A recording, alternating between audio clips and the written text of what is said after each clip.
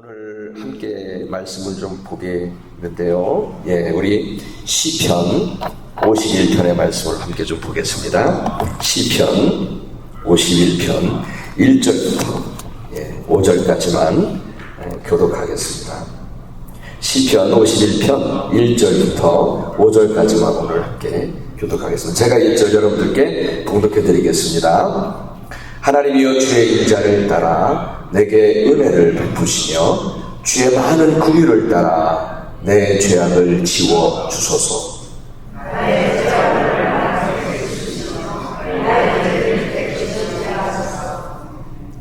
물은 나는 내 죄과를 아오니 내 죄가 항상 내 앞에 있나이다.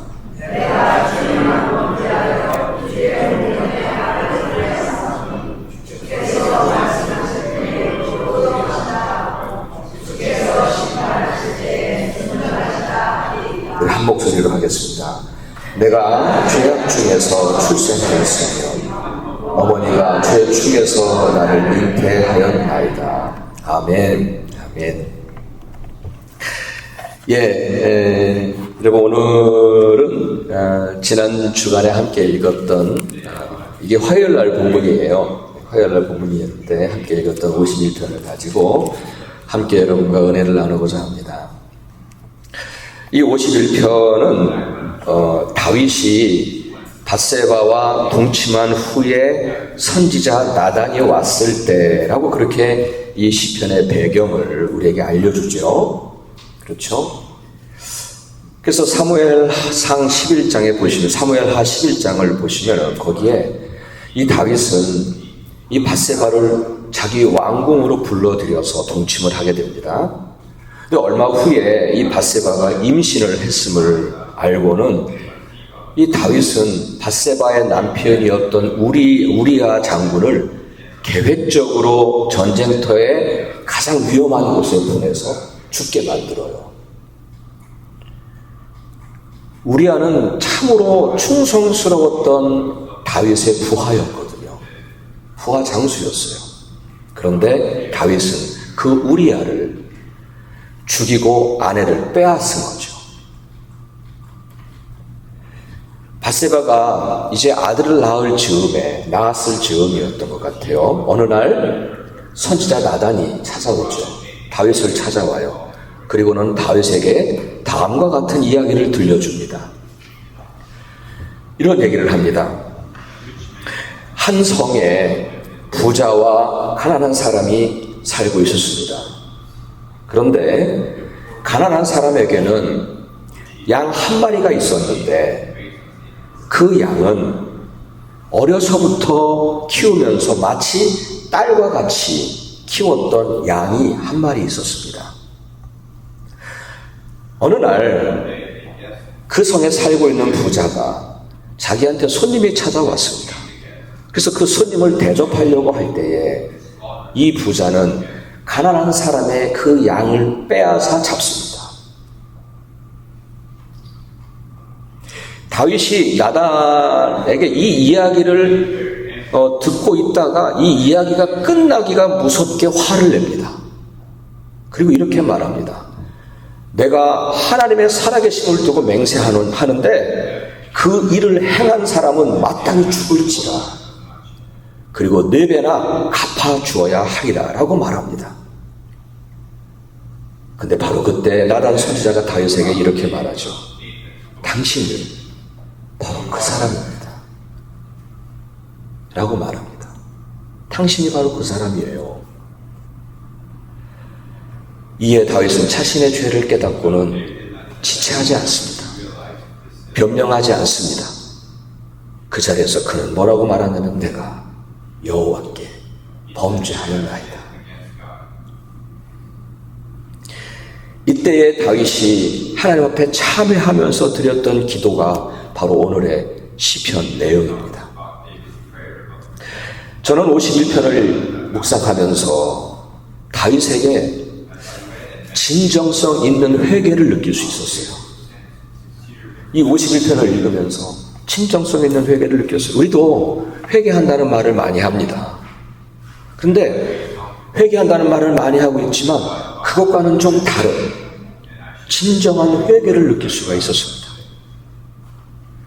그래서 지난 월요일 날 이제는 제가 이 부분을 읽고 화요일 날 설교를 새벽 기도를 준비하다가 이 부분을 읽게 된 건데, 이 51편을 가지고 화요일 날 새벽 기도는 하지 않았어요. 근데 이 부분을 읽으면서 진정한 회개에 대해서 생각을 하게 됐어요. 그리고는 그것을 지난 수요일 날 성경 공부 때 나누었었습니다. 오늘 저는 이 설교 앞부분에서 이 부분을 여러분과 다시 한번 나누고 싶었습니다. 여러분, 우리가 회개한다고는 많이 말을 합니다. 회개한다 하지만 그러면 진정으로 회개했는가? 회개한다 했는데 그럼 진정으로 회개했는가라고 묻는다면 여러분은 어떻게 대답하실 수 있겠습니까? 저는 51편을 읽으면서 진정한 회개에 이르기까지 5가지가 필요하겠구나. 진정한 회개라고 한다면 적어도 5가지가 꼭 필요하겠구나라고 하는 것을 깨닫게 됐습니다. 그래서 그것을 정리해 봤어요. 첫 번째는 뭐냐면 내가 한 행동들, 내가 했던 말들, 내가 했던 생각들이 하나님 앞에서는 죄였구나라고 하는 것을 인정할 수 있는 용기가 필요하더라고요. 여러분, 제가 용기라고 말한 것은 여러분 이거 내가 죄인입니다라고 하나님 앞에 엎드리는 사람들이 많지 않아서요. 여러분, 많은 그리스도인들 중에도 자신의 행동과 말과 생각 속에 얼마나 많은 죄가 들어있는지를 잘 인정하지 못해요. 여러분의 생각 속에, 여러분의 행동 속에, 여러분의 생각 속에 얼마나 많은 죄들이 여기에 들어있는지 그것을 잘 인정하지 못하시더라고요. 어떤 분들은. 그리고 나도 알게 모르게 우리가 지금 죄를 짓고 산다고 하는 것을 인정하지 못하시는 분들이 많아요. 오히려 나는 다른 사람보다 잘 살았다고, 의롭게 살았다고 생각하는 경향이 있다 보니까 우리가 죄인입니다 라고 말하면 이게 다가오지를 않는 거예요. 회개합니다 해도 그게 진정한 회개가 나가지 않는 거예요. 누가복음 5장에 보면은요, 갈릴리 바다에서 어부 일을 하고 있었던 베드로가 있었어요. 근데 동료들도 함께 있었거든요. 근데 이 베드로가 예수님을 발견하는 순간, 예수님이 예수님이 주님이시다라고 하는 것을 발견하는 순간, 그는 그 자리에 엎드려져요. 그리고 이렇게 말합니다. 주님, 나를 떠나소서. 나는 죄인입니다. 다른 많은 사람들도 옆에 있었어요. 그렇지만 그들은 예수님을 주님으로 발견하지 못했어요. 그냥 한 사람으로 발견했던 모양이에요. 그렇지만은 한 사람이 아니라 주님으로 발견되어졌던 이 베드로는 그 앞에 엎드려지는 거예요. 무슨 말을 할 수가 없었던 거예요. 그냥 엎드려서 나 죄인입니다. 나를 떠나세요 라고 하는 자신의 죄인됨을 발견하게 돼요. 고백하죠. 여러분, 저는 다른 많은 사람들이 우리 옆에 있다 할지라도 주님 앞에 그렇게 엎드려지는 그런 용기가 오늘도 저와 여러분에게 필요하리라고 믿습니다. 그렇게 이제는 두 번째로 그렇게 죄를 내가 인정을 한다면, 그렇게 한 것이 내가 죄임을 인정한다면, 그럼 우리가 누구한테 가서 용서를 구할 수 있을까요? 나를 용서할 수 있는 분은 누구일까요? 여러분, 우리가 살면서 큰 죄든 작은 죄이든 우리가 하나님 앞에 탁 서면은 우리 죄인이잖아요. 여러분, 그렇죠? 그래서 작은 죄이든 큰 죄이든 그 죄에 대해서 우리가 혹이라도 어쩔 수 없었어 라고 하면서 합리화시키면서 자기 스스로를 용서하는 것은 안 됩니다. 그거는 내 안에 있는 죄가 용서함 받는 길이 아니에요. 용서 받을 수가 없어요. 그건 내 스스로 용서하면 용서 못 받아요. 내가 내 스스로를 용서한다고요? 그것은 죄를 용서할 수 있는 권한이 나에게 사실은 없잖아요. 여러분 믿으십니까? 하나님께만 사함이 있을 줄 믿습니다. 그래서 만약에 우리가 스스로 합리화시켜가면서 스스로 어떤 그런 부분이 있다면 그것은 여러분 하나님 앞에서 우리의 죄만 쌓여가는 거예요. 여러분, 한 가지 여기서 더 좀 생각이 나서 말씀드리는 것은 세상에서요, 세상은 그 마음 가운데 이 죄라고 하는 게 영혼을 누르고 있거든요. 사람들의 마음을 누르고 있고 삶을 누르고 있어요. 그러니까 일반 세상 사람들도 똑같이 무언가 그거 죄라고 하는 것 때문에 눌리고 살아요. 그러니까 세상 사람들이 뭐라고 얘기하냐면 너가 너를 용서해야 돼 라고 얘기해요. 너가 너를 용서하면 되라고 그렇게 가르치고 있더라고요. 여러분, 우리는 분명히 믿으세요. 내가 나를 용서하는 것은 진정한 용서를 받는 게 아니에요. 그냥 스스로 위안을 받으려고 하는 그런 위안의 이야기지. 여러분, 우리가 내가 죄를 지어놓고 나서 누구한테 용서를 받아요? 사함은 오직 주께만 있습니다. 그러니까 우리가 하나님께로 나아가야 돼요. 그렇지 않으면 우리의 죄는 하나님 앞에서 쌓여가는 거예요. 여러분, 내가 나를 용서해서 그래서 내가 편안해지는 게 아니라 내가 하나님께 용서함 받아서 그 안에서 누리는 은혜가 나를 살립니다. 믿으시죠? 아멘. 예. 따라서 반드시 나의 죄를 용서하실 하나님께 나아가 용서를 구해야 한다는 것. 세 번째는 하나님께 용서를 구할 때는요, 이 상한 심령으로 나아가야 합니다. 상한 심령. 51편 17절에 제가 거기다 적어놨어요. 함께 우리 한 목소리로 읽겠습니다. 함께 하겠습니다. 시작. 하나님께서 구하시는 제사는 상한 심령이라. 하나님이여, 상하고 통회하는 마음을 주께서 멸시하지 아니하시리이다. 예, 여기서 상한 심정이란 찢어지는 마음을 말합니다. 찢어지는 마음. 여러분도 깊은 슬픔 앞에 마음이 찢어지는 것을 경험해 보셨으리라 생각합니다. 예, 우리가 회개할 때에도 그 죄에 대하여 찢어지는 마음으로 하나님 앞에 나아가야 한다는 것입니다. 그리고 네 번째로는 우리가 그렇게 회개했다면 삶에서 그에 맞는 합당한 변화가 있어야 한다는 사실입니다. 세례 요한이 외쳤던 말처럼 회개에 합당한 열매를 맺어야 한다는 거예요. 죄된 행위와 말들, 생각들을 스탑하고 멈추고, 혹 내가 다른 사람들에게, 어떤 사람에게 죄를 지었다면 그 사람에게 용서를 구하는 구체적인 행동과 구체적인 변화가 있어야 한다는 사실입니다. 아멘. 여러분, 삭개오 기억해 보세요. 예수님을 만난 후에 회개한 이 삭개오는 어떻게 했습니까? 그는 매우 구체적으로 변화된 모습을 우리 주님께 보여드렸어요. 마찬가지로 우리가 회개했다면 그 회개에 합당한 열매를 맺어야 한다는 것이죠. 그리고 마지막 다섯 번째는 그 죄에 대하여 책임을 지는 겁니다. 책임을 지는 거예요. 하나님께서 나의 죄를 용서하시든 아니면 징계하시든 온전히 하나님께 맡기고 그 죄에 대해서 책임을 지는 것입니다. 여러분, 다윗이 밧세바에게서 얻은 아들이 하나가 있었어요. 솔로몬 앞에 있는 아들이에요. 그 아들이 죽어가고 있어요. 하나님께서 치셨어요. 그 아들이 죽어갈 때에 다윗은 혹시라도 하나님이 나를 불쌍히 여겨주셔서 이 아이를 살려주시지 않을까 하고 땅에 엎드려서 금식하며 기도했습니다.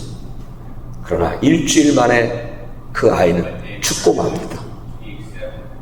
그 소식을 전해들은 다윗은 아픔과 슬픔을 그대로 받아들입니다. 조금도 하나님을 원망하거나 불평하지 않습니다. 자신의 죄에 대하여 오롯이 책임을 지는 모습이었습니다.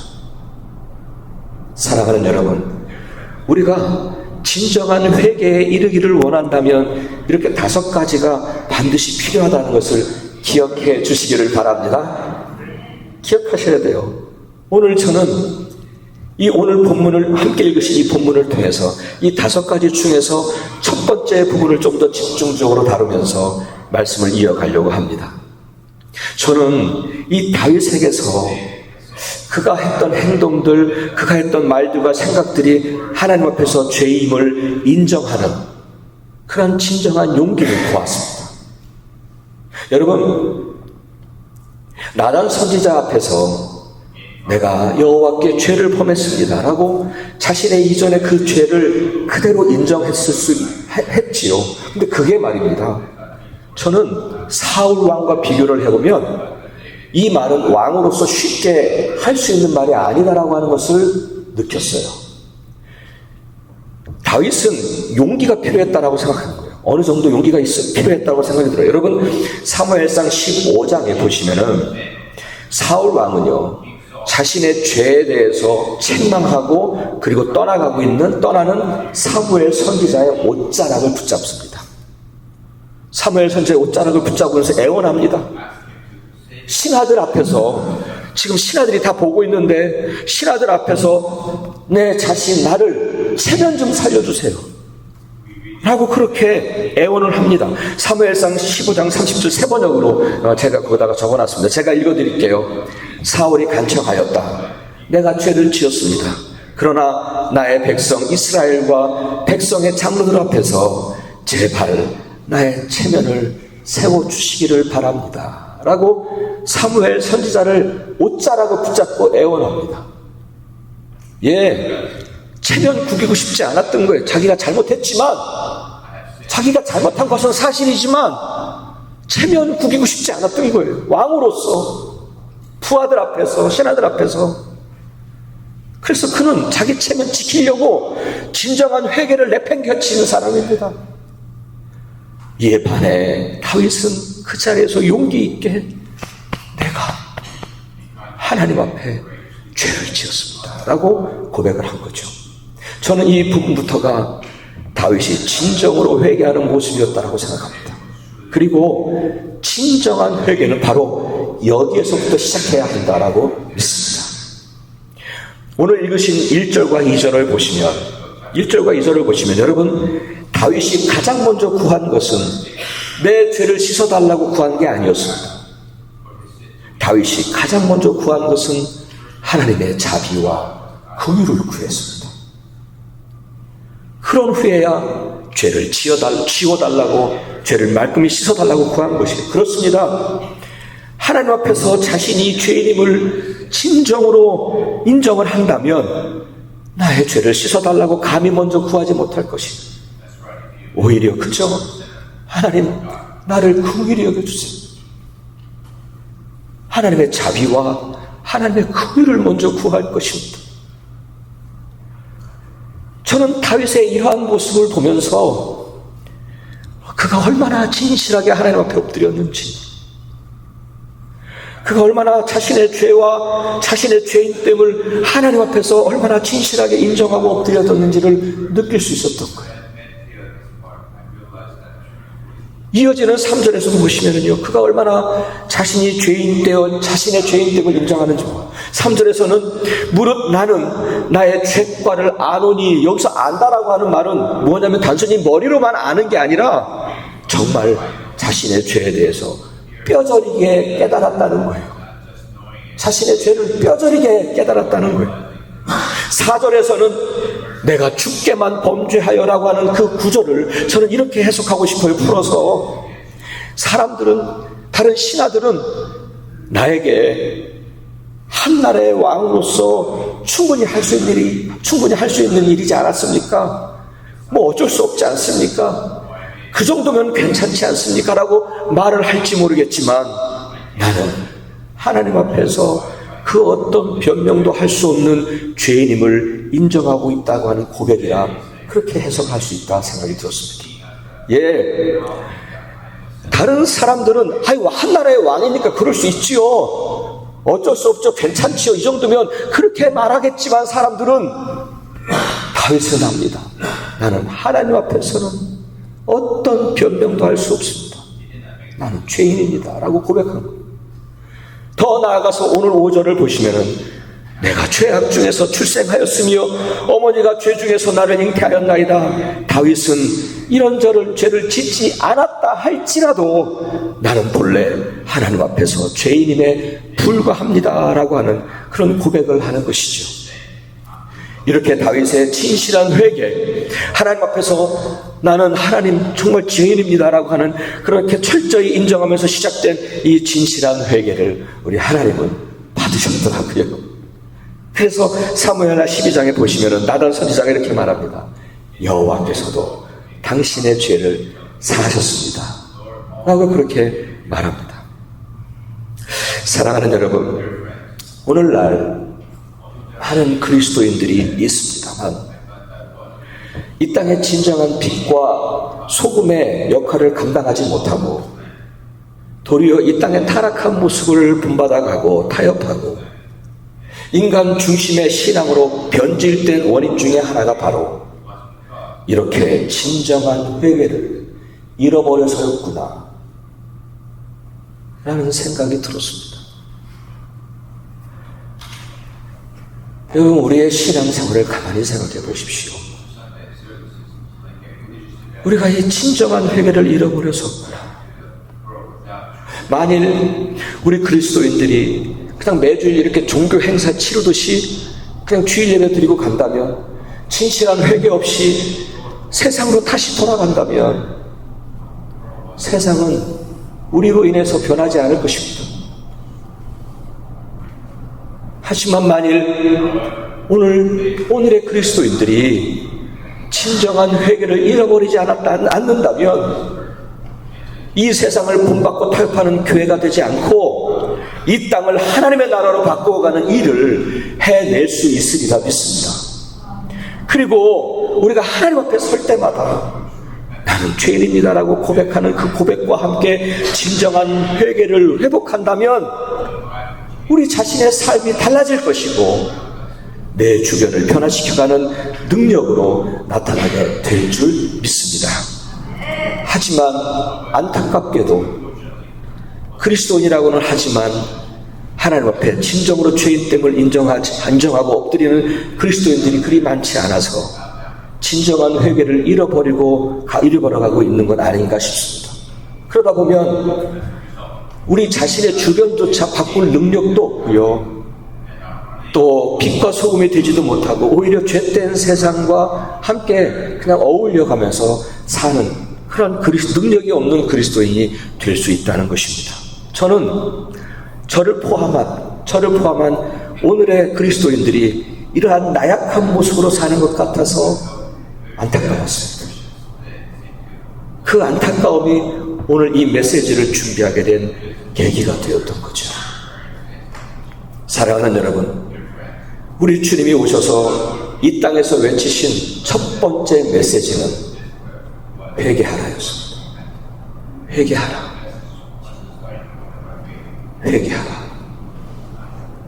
그 메시지가 복음의 시작이었고 우리 신앙의 출발점이었습니다. 그리고 다윗이 그랬던 것처럼 내 가슴을 치면서 나는 죄인이다 라고 그렇게 진실된 고백을 하실 수 있다면 저는 그것이 진정한 신앙의 출발점이요, 진정한 믿음의 시작이요, 진정한 겸손의 시작이 됨을 믿습니다. 그리고 진정한 은혜의 시작이 될 줄 믿습니다.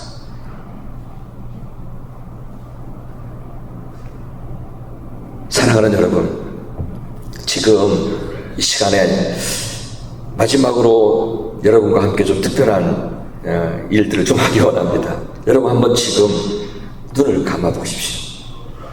눈을 감아 보시고, 그리고 마음의 눈, 여러분의 영혼의 눈을 들어서 내 앞에 계신 하나님을 느껴보시기 바랍니다.